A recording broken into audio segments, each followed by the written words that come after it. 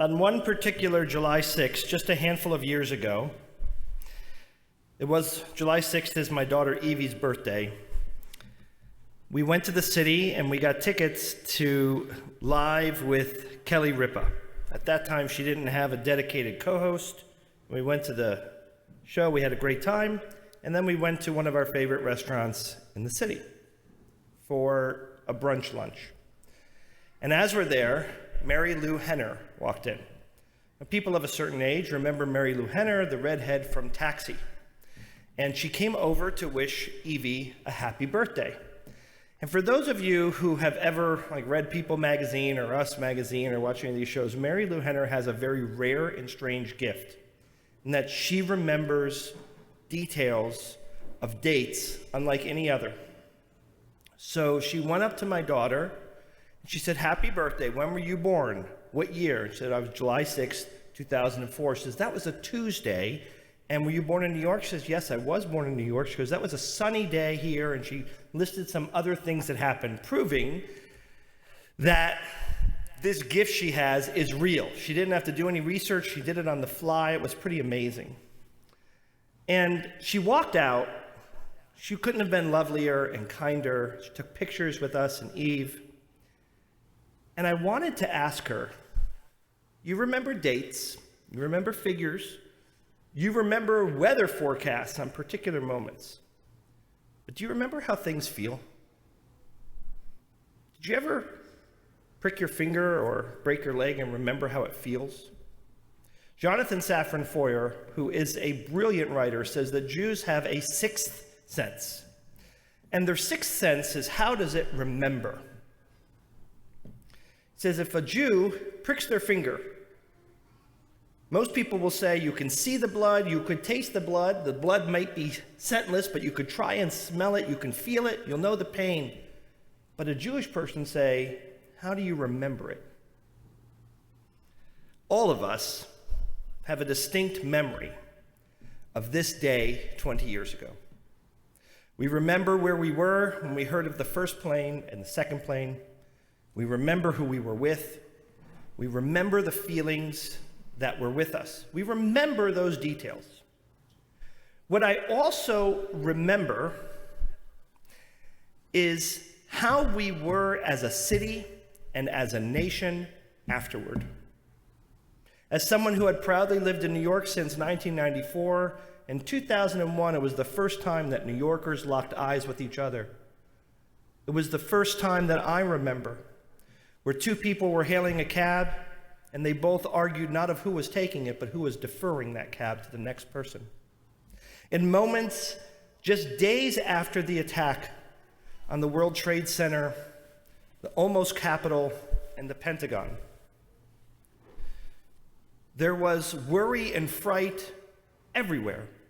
And people took strangers into their home. People walked and hitchhiked, got into cars of people they didn't know who drove them to their destination, who offered support and solace. It was a moment of unbelievable unity. In Judaism, we have this phrase, we say lahavdil, which means I'm not comparing these two, but I'm going to give you an example that draws on this. Lahavdil, it's not making them equal, but there's a purpose to this. My father almost died. My father has been gone for 10 years, but before that, he almost died of a very serious heart condition that he was very obstinate and refused to get checked out. And he had to have emergency surgery with 6 bypasses. And it was a very scary time. And he came out from surgery, couldn't have gone better. And he survived and he thrived from that experience. That surgery happened on a Friday. And he came home from the hospital on Wednesday. And I went to their house, spent a lot of time in Florida when that happened. And on Friday, my father made Kiddush, which he did every Friday night. But that Kiddush, after his surgery, where he almost died, with my mother and me and my brothers and my wife around the table, there wasn't a dry eye, tears, serious streams of tears, at how close we were to something that would have changed us forever. My father realized it, and he cried so hard. We realized it, and we cried with him. And for the first time ever in our family, we all held hands around the table as if we were Christians joining in prayer, but we were Jews joining in prayer, not only thanking God for wine, but thanking God for life.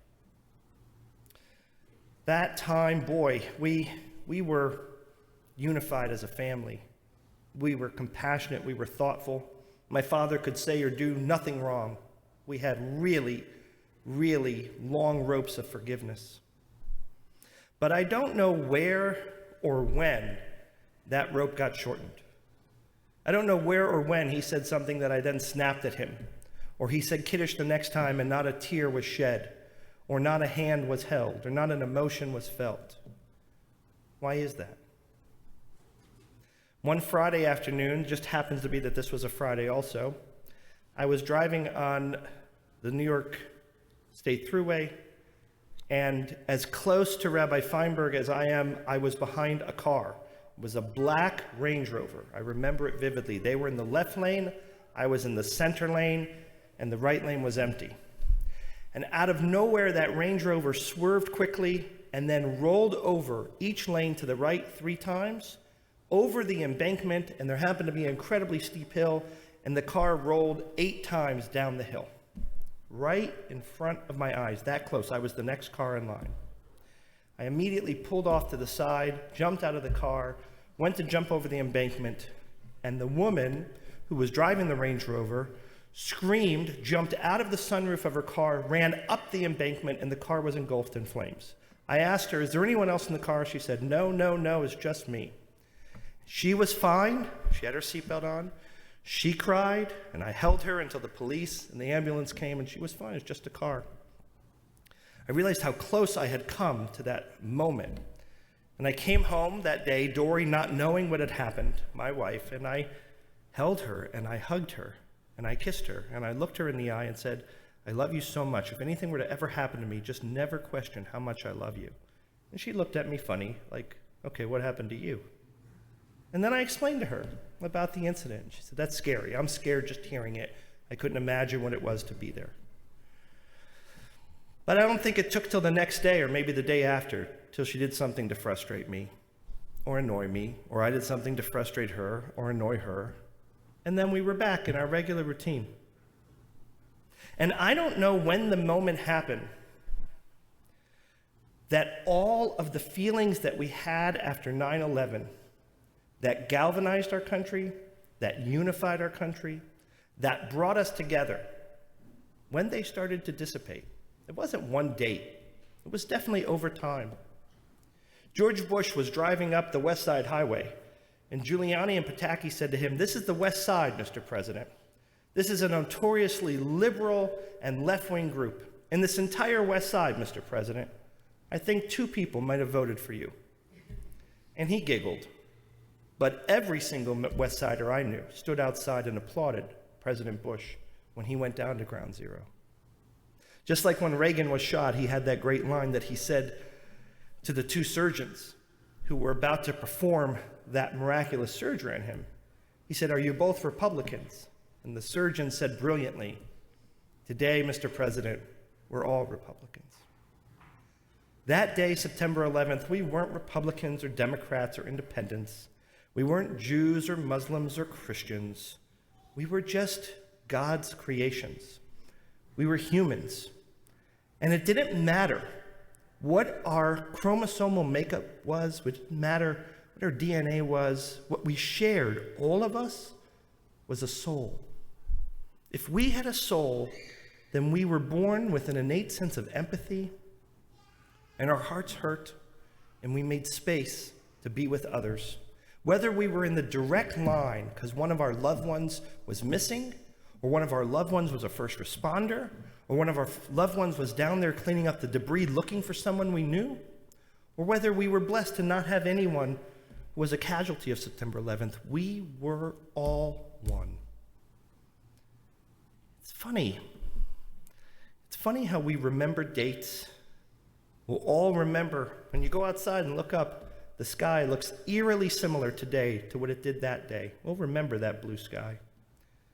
We'll remember that smell of ash and the soot that so many people were covered in.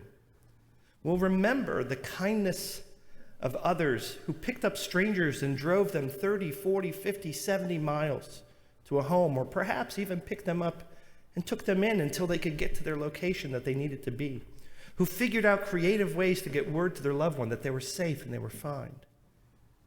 But do we remember what kept us in that place, even when trauma didn't strike? Do we always need to have an airplane crashing into a building, or a Range Rover rolling over a barricade for us to say the things to our loved ones, or to open up our hearts and our doors to strangers? Mary Lou Henner, and this is not a dig at her, she might remember dates and forecasts, but I wanted to ask her so badly, do you remember that feeling, and how do we maintain it? How do we maintain it in times of peace, the way that we maintain it in times of challenge and struggle? Because today, what I mourn is not only 20 years since that painful and fateful day, but today what I mourn is a loss of that sense of unity that in the moment we didn't think it could ever dissipate, but it did. Just like when I held Dory after I saw that accident before my eyes, I didn't think for a moment that I would ever not feel what I felt at that time. And perhaps that's our greatest challenge and greatest responsibility, to offer in the wake of this 20 years later. It feels like 20 minutes and it feels like 200 years at the same time. After those terrible, terrible moments, but also those moments that brought us together unlike any other. To honor those 343 firefighters, to honor those police officers and Port Authority workers, to honor those who were brokers and those who were maintenance people, to honor those who ran towards buildings and ran away from buildings, to honor flight attendants and people going to work, to honor our elected officials and those who rose to the occasion to bring us together. The greatest way to do that is not to only remember the color of the sky, and not to only remember who we were with and where we were when we heard the news, but to remember the feeling it gave us and to reenact that feeling. That is the greatest gift we could give to memorialize this sacred day. My colleague, Rabbi Kenneth Milhander, who's the rabbi at Temple Beth Tikva in Fullerton, California, he wrote a special Kaddish. And I'm a big proponent of not saying Kaddish when you don't have to, because it takes away from the potency when you do. But I think in memory of September 11th, in its proximity to all of us here, that it behooves us to rise and join together in a special Kaddish. And normally I would have all of you say the words out loud, but I'm going to ask you to say them silently, because you'll see in just a moment how he wrote this Kaddish and its significance, and to join me in the words that you know. Yitgadal, the North Tower. V'yitgadash, the South Tower. Shemei Rabbah, the military and the civilian personnel at the Pentagon. Be'alma divrach chirutei, American Airlines Flight 11. V'amlich malchutei, American Airlines Flight 77. B'chayechon uv'yomechon, United Airlines Flight 93. Uv'chayei dechol Beit Yisrael, United Airlines Flight 175. Ba'agala uv'izman kariv v'imru amen, the police officers. Yehei shmei Rabbah mevarach, le'olam le'olmei amaya, the firefighters. Yiparach v'yishtabach, the chaplains. V'yipoar v'yitramam v'yitnaseh, the nameless and faceless rescuers. V'yitadar v'yitaleh v'yitalal, the employers and the employees. Shemei d'kudashah b'richu, the building maintenance workers and vendors. Le'ela u'le'ela min kol birchata v'shirata, the tourists and the customers. Tush v'chata v'nechamata, The heroes who diverted United Airlines Flight 93, Da'amiran be'alma v'imru amen, the men and women and the boys and the girls. Yehei shlama rabba min shemaya, the husbands, the wives, and the children, the young and the old. V'chaim aleinu v'al kol Yisrael, Jews, Christians, Muslims, and non-believers.